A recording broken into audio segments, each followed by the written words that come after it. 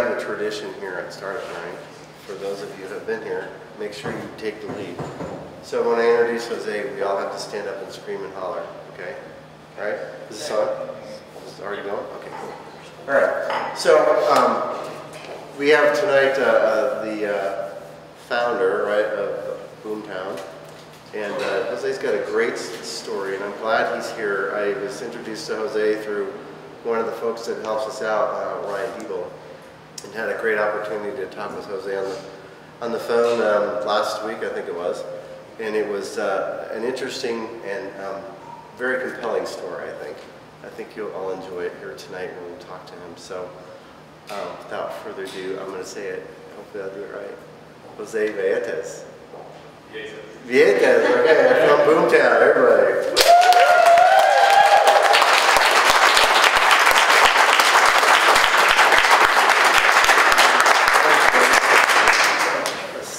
Thank you. So you wanted to know if he could bring beer up here. I said, absolutely. I'll meet up it. And I told him it's not edited, so we can do whatever and say whatever we want. So, and I told him to look at Brad Feld's interview we had a couple weeks ago. See how far I can push the line. Exactly. You all can hear it, correct? Oh, it's good. No? Okay, good. Well, thanks for coming tonight. I really do appreciate it.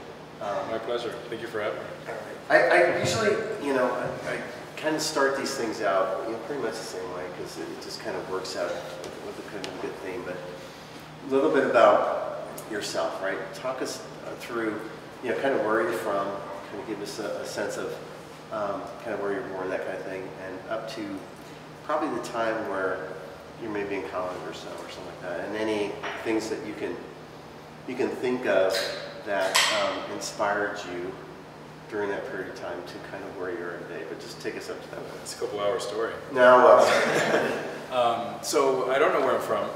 I'm kind of from all over. I was born in Puerto Rico, which I think, yeah, I was surprised that a lot of people don't know it's part of the U.S., but that really made my life easier. I was born in Puerto Rico. I moved to Dominican Republic afterwards, and then Spain. I went to kind of middle school and winter school in Miami, then Los Angeles for about 5 years, and then I went to college in the Bay Area, to Stanford, and then I lived out there for about 7 years. So that's kind of just a general overview. I think I started making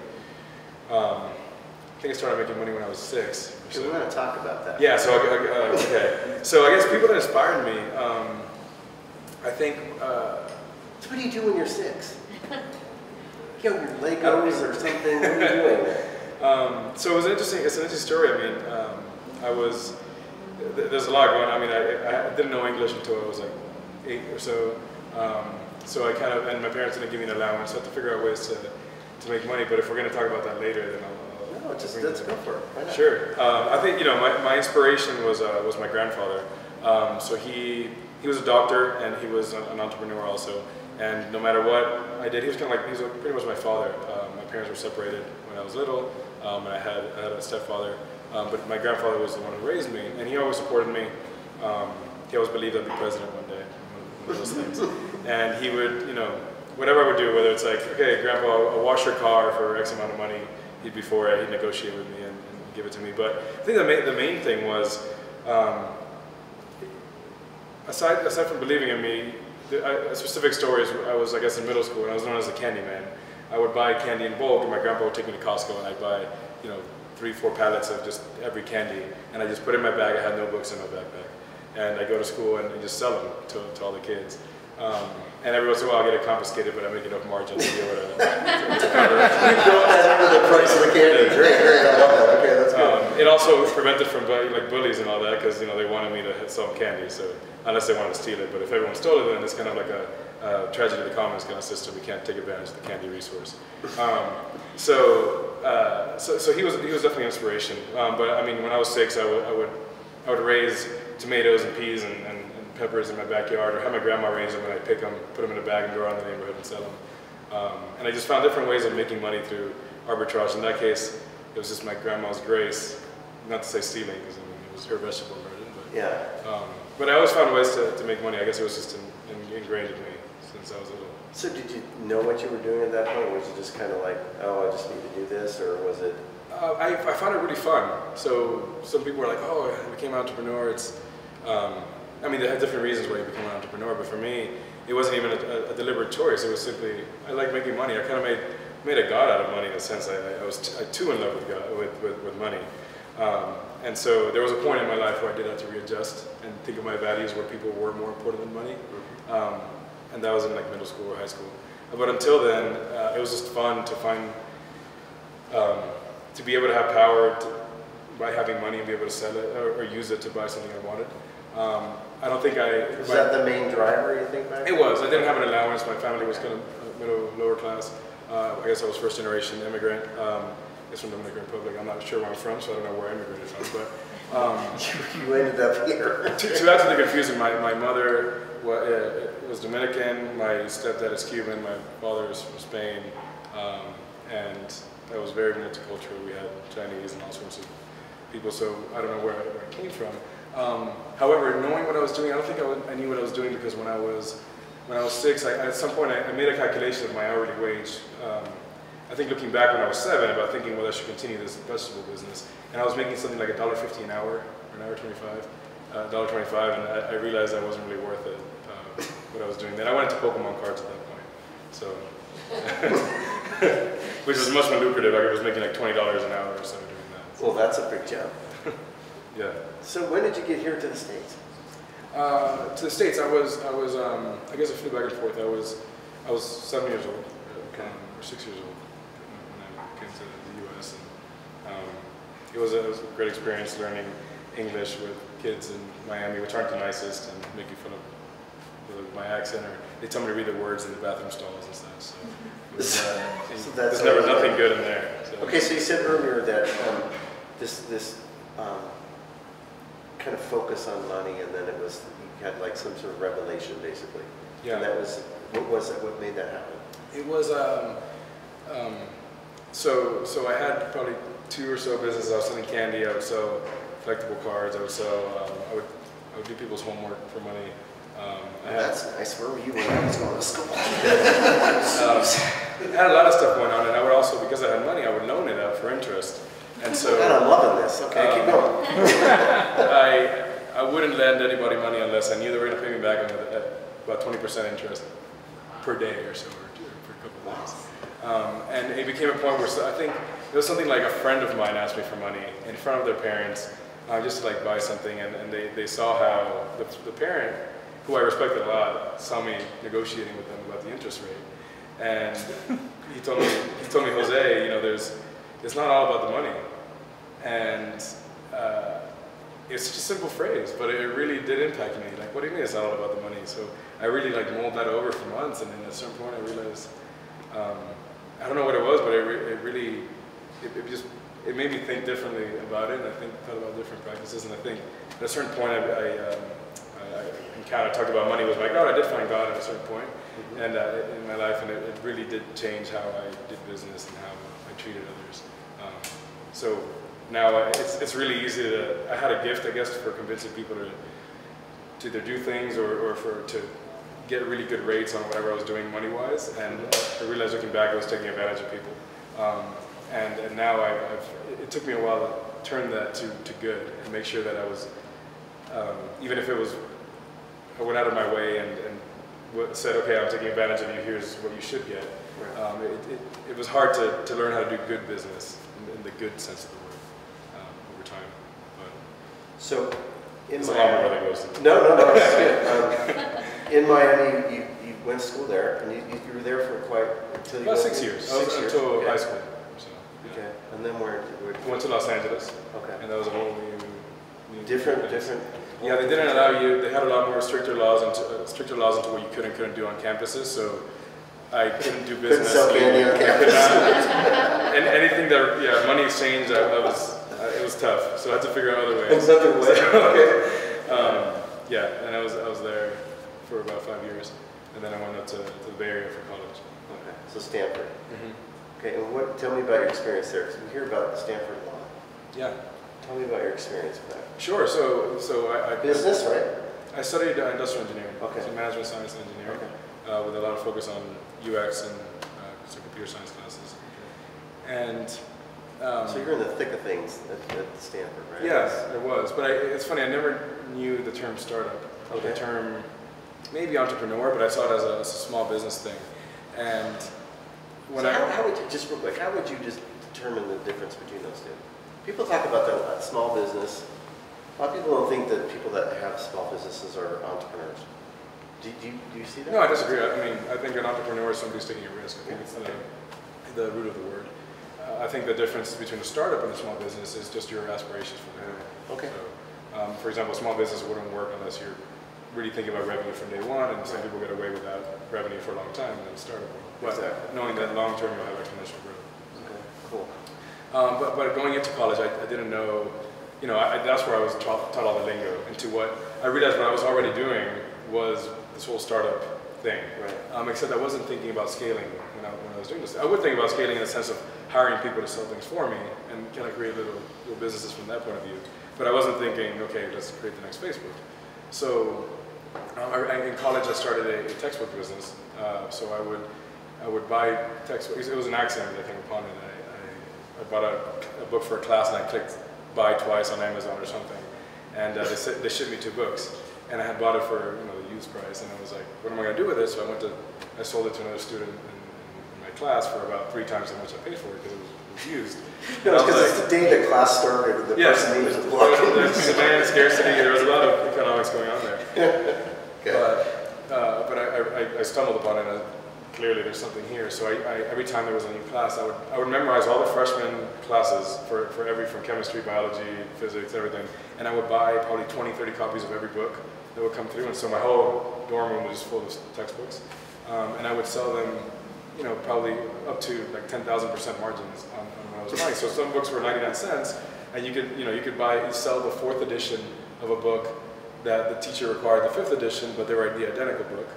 The 4th edition was worth 99 cents, the 5th edition was worth $250. So I would set it for $100, they'd be saving $150, I'd be making a lot of money, and so I felt good about my transaction. People would judge me and say, people would criticize me and say, you only paid that much, how are you willing to, you're taking advantage of them. Just go to Jose's and It's not about how much I paid for it, it's how much I saved you as an individual. So as I learned about startups, I started thinking how to scale that and make it into something bigger. And I found that there really wasn't an easy way to scale that. I think eventually Chegg and all that came along and made it into a business. I paid for a lot of my tuition, so I was fine. I was happy with what I was doing. But it probably wasn't until my junior year or so that I started getting into formal startups.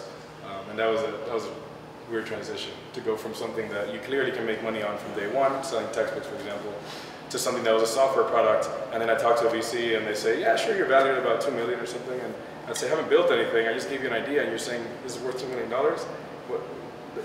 This is a joke. So I really didn't take startup seriously at first. I thought it was just very, to some extent that could be accurate, but it's very much like a showcase, a fashion show in the sense of how well you can sell your company. I think in the end, when it comes down to putting money, it changes, but it took me a while to really think, okay, I'm creating value by doing a startup. So who did you talk with about this? Was it yourself? Was it somebody else with you? When you talk to a VC, for example, what made you go do that? What made you go talk to a VC? Because you were in the thick of things there, and that was partially it. I think a lot of classes at Stanford have entrepreneurship focuses, foci, whatever. So I think I was specifically in an entrepreneurship class, which the goal was to create a product from start to finish and try and raise money and make it a business. And they just partnered you with VCs. I don't think a VC would have taken my meeting at that point or anything. Right. So they facilitated mentorship from VCs. And I think the first thing they said was, "This is a terrible idea. You should do something completely different." And how did you take that? we didn't know what to take it. So that was actually, I skipped a little bit. That was probably the 3rd startup I was working on. I was working on multiple startups at once, I think at that point, which is kind of common but unhealthy. And I think it was a loyalty platform for shopping where you walk into a store and the store will be able to just know who you are, be able to have all your loyalty cards saved there, be able to push deals to you, and basically Apple Wallet, Google Wallet, or Apple Pay about 6-7 years ago. Okay. And it was, yeah, it tweaked, it changed enough over time, and where it became a more viable business. But at the beginning, that's what it was. So, yeah. So what was the first startup you did? I mean, the one that you got funded. So there was, let's see. You got to go way back. Yeah. So there was, at the same time, I was working also on an Unplugged, a company called Unplugged Instruments, and they were doing a wireless electric guitar for any musical enthusiasts out there. It was a wireless electric guitar with a built-in amplifier that ran off of batteries, 6-7 batteries, and you could. It was as powerful as a normal amp, one of these big ones, but it could be built for about $300, $400, or it could be sold for that much, and you could connect your iPhone to it and do full music manipulations if you had a pretty basic soundboard. Okay. And so I was also working on that, and we had a lot of interest from investors. And yeah, it was a convoluted ride. It wasn't like a linear thing. I didn't get funded on any of those startups. I got about like 50 or 100K funding from that, but I didn't get funding for the other startup until probably 2 years later. It was a long ride, so I learned a lot in the process. So what were some of the main things you learned? Just top three. Yeah. And this is something that always lessons learned somewhere. Yeah, I think I'll deliberate more on this later. I think perseverance. I think if you just keep pushing, you can eventually get to something. If anything, you show the investors that you're somebody who perseveres and they're willing to put money into you, even if your idea is mediocre. There's a balance though, because if your idea is mediocre, sometimes it's a reflection of you as an entrepreneur. And I had a lot of growing to do.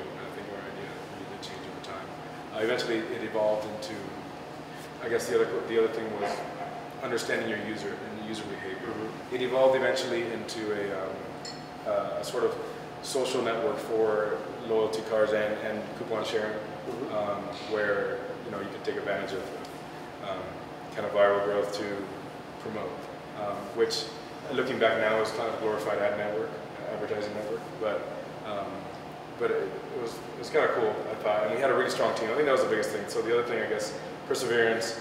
I forgot what I said second, but your team. If I didn't say a second one, I'll say a fourth one then. Your team. We had one of my really good friends now, but at the time we were co-founders. He had like 3 world records in computer science, and then we had a really strong another co-founder who really understood business. Were these people that you met while you were in school, or were they people? Okay. They were, yeah, and we recruited our CTO.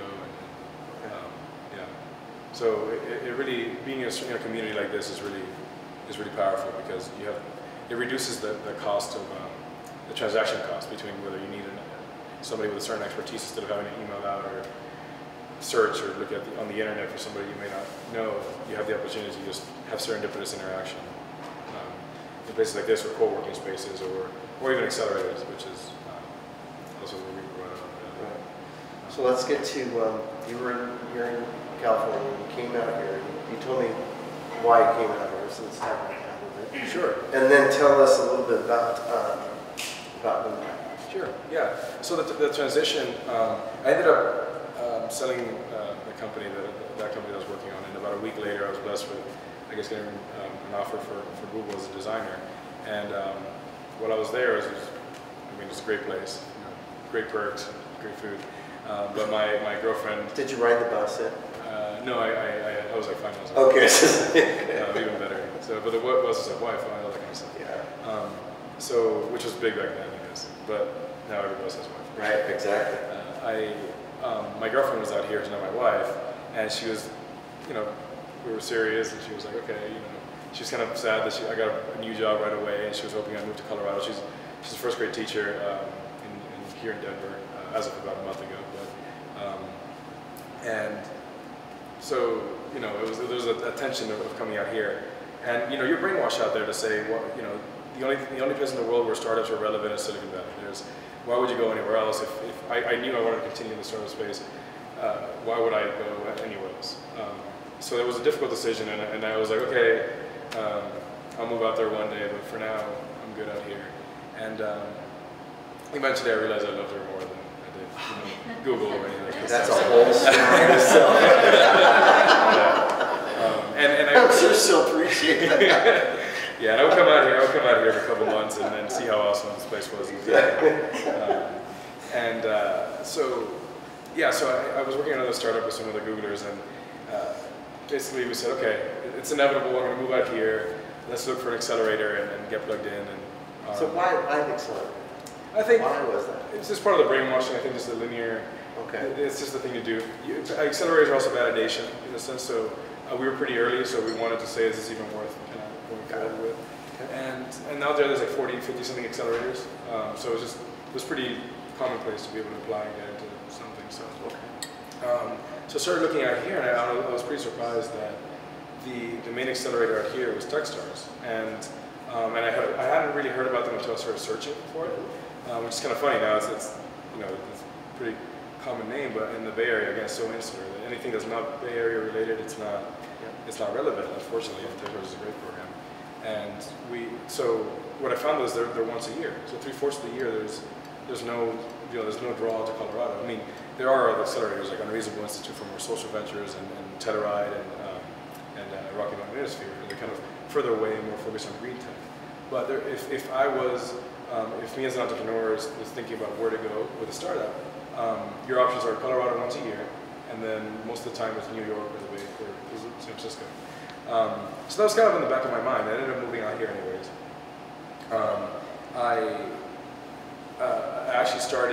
I took grad school classes over at CU, so I was doing like a computer science MBA kind of grad program, just kind of to figure out what I was doing. And pretty quickly, it led to the creation of Boomtown, where that was just in the back of my mind. I thought I was kind of not too challenged by school at the time, and not because it wasn't a good school, but I realized my major in undergrad, I learned a lot of the stuff I really was taking, and both in computer science and MBA. I guess a little bit on that, the reason I wanted to do computer science was so I could